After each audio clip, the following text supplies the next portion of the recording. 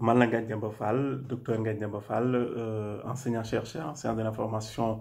et de la communication comme ni ma koy defee saa su ne di def ab jàngat taxaw seetlu ci actualité Sénégal tey nag dama ñëw ci la coalition Aar Sénégal bi nga xam ni ay leaders ñoo ko composé àndoon dem élection législative bañ fa jógee nag am benn député. Laaj bi mooy lu waral loolu parce que par rapport ak leaders yi nga xam ne ñoom ñoo ko composé peut-être ku nekk ci ñoom su demoon sax yàlla mën a dogal mu am benn député donc pourquoi ñoom ñëpp ñu ànd regroupé wu ci benn coalition am benn député kese loolu nag jar na def ab jàngat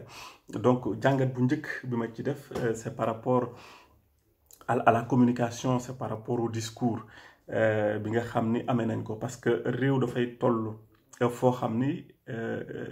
préoccupation yi nga xam ni moom la population di porté su ko homme politique bi porté wul rek day am benn dysfonctionnement benn déphasage entre attente bi ak discours bi loolu nag dafa dal waa Aar Sénégal parce que en voulant trop se démarquer des propos de l'opposition dite radicale mooy peut-être Yewwi Wallu ils ont voulu quand même tenir un autre discours ba rater quelque part l'essentiel parce qu'actuellement kenn umpalewul ni Sénégal metti na c'est extrêmement difficile du point de vue de la justice du point de vue social du point de vue également constitutionnel donc du coup sénégalais ñu ngi xaar par rapport ak yenn questions yi naka la ko opposition bi bëgg a porter notamment la bonne gouvernance bokk na ci question yi également la justice ñi nga xam ne dañ leen di tëj interdiction marché yi naka noonu également la question du troisième mandat donc toutes ces questions là aujourd'hui dafa nekk au devant de la scène en tout cas population yi ñu ngi ciy xaar bu baax a baax donc homme politique yi donc soo ko porté wul parce que tout simplement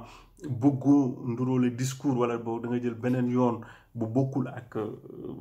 l'opposition majoritaire et quelque part da ngay jël risque mais quelque part également da ngay bàyyi sa yoon su ko defee nag loolu mën na la indil jafe-jafe donc loolu bokk na ci pour man li gën a indil jafe-jafe Aar Sénégal parce que ci campagne bi yëpp soo xoolee voilà c'est vrai ils ont porté certains combats concernant la vie chère concernant les difficultés au niveau de la constitutionnelle mais aujourd'hui fi ñu la doon xaal qu'il soit quand même beaucoup plus ci question yi nga xam ne aujourd'hui moo ñeel Sénégalais yi mooy Macky Sall amul droit def troisième candidature warul bokk question yi nga xam ne également non respect des exigences constitutionnelles di tëj Sénégalais yi nu mu leen neexee yooyu yëpp c'est des questions yoo xam ne carrément dañ ko occulter ci campagne bi te moo nekkoon les enjeux les véritables enjeux ci campagne législative bi nga xam ni moom lañ génn donc loolu indi na leen jafe-jafe et que je pense que après les élections waroon nañoo mën a def taxaw seetlu xool ba xam qu'est-ce qui n'a pas marché parce que effectivement am na lu doxul am na lu doxul parce que soo gisee le profil en tout cas les profils qu'ils ont ak résultats yi ñu am c'est parce que quelque part quelque chose n'a pas marché léegi nag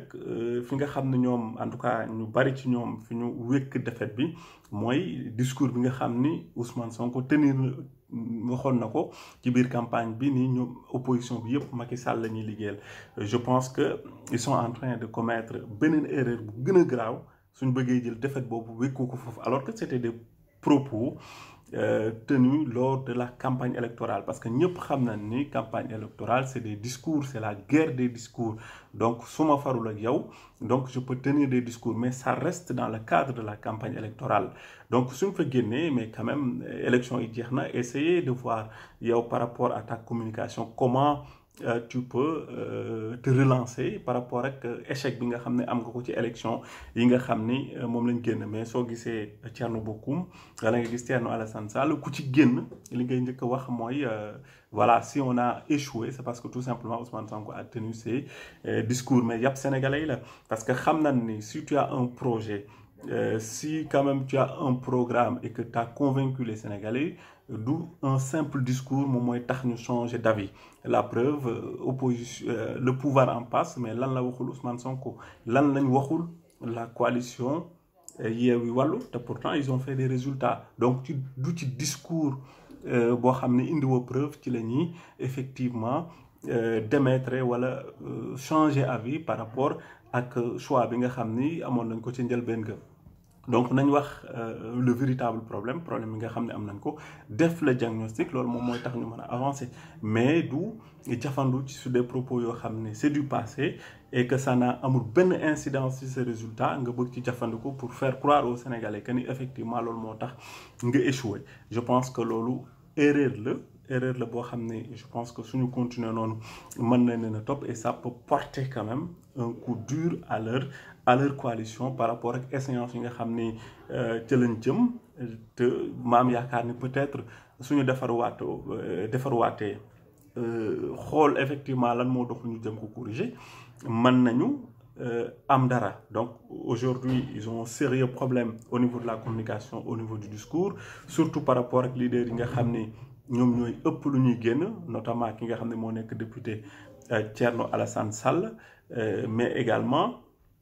Thierno Bocoum parce que aujourd'hui leur combat c'est l'opposition heure bu ñu génnee opposition bi la ñuy attaqué alors que aujourd'hui le véritable combat bi population yi en tout cas di xaar ñi nga xam ne farewuñ ci pouvoir bi mooy